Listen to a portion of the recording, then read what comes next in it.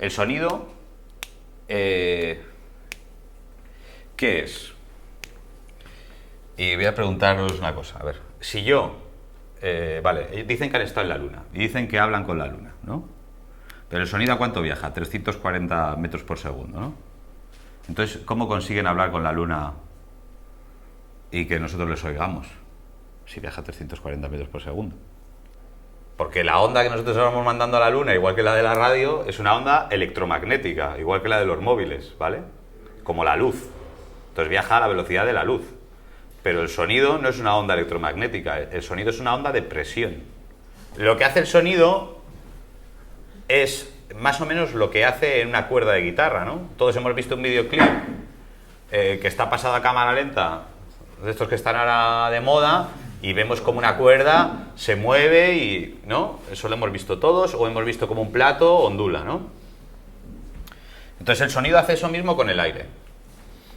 Contrae el aire, lo expande, contrae el aire, lo expande y viaja como una onda de presión, ¿vale? Entonces el sonido es presión, ¿vale? Onda de presión. Esto es muy importante, ¿vale? Entonces, es una onda de presión que si esto es el aire de la habitación, lo que va a hacer es algo muy parecido a lo que hacen las olas en la playa. La ola es una onda de presión también.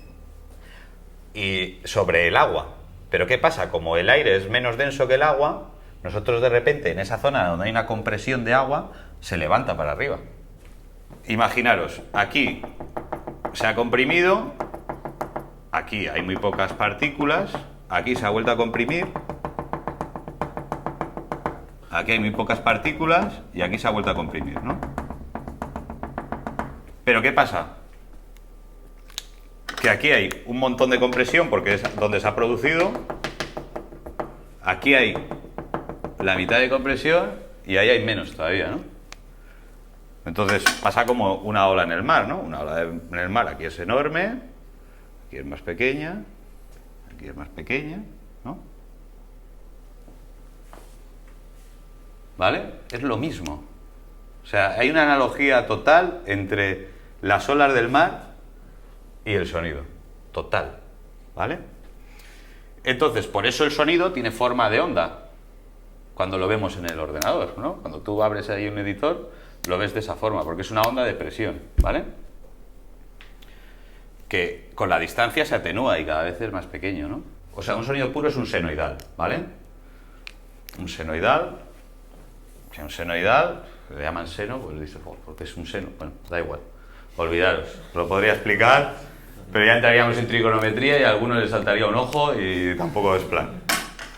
Porque le llaman senoidal, pero podría ser cosenoidal o tangencial, si quisiésemos, depende de la posición. Entonces dices, uff, vaya movida, ¿no?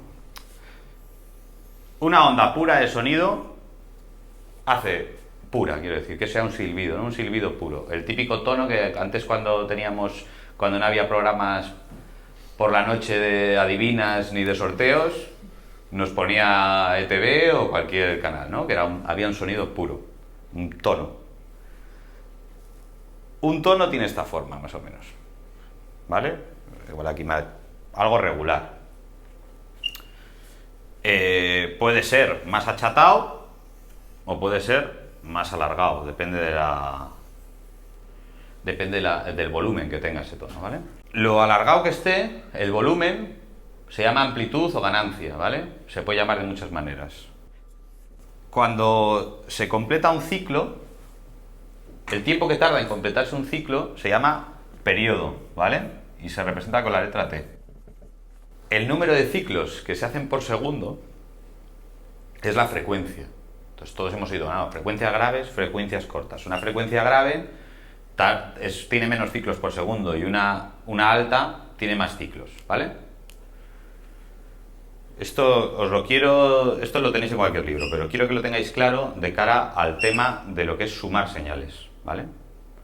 ¿Y qué va a provocar cuando tú sumas dos señales? Si yo sumo una señal como esta con otra que es completamente opuesta, la voy a anular, ¿vale?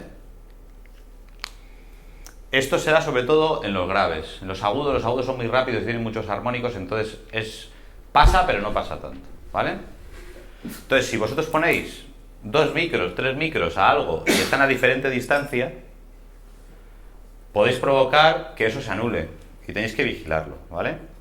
La forma rápida de actuar y ver si eso se anula o no es un botón que cambia la polaridad, o sea, cambia el más por el menos por el más.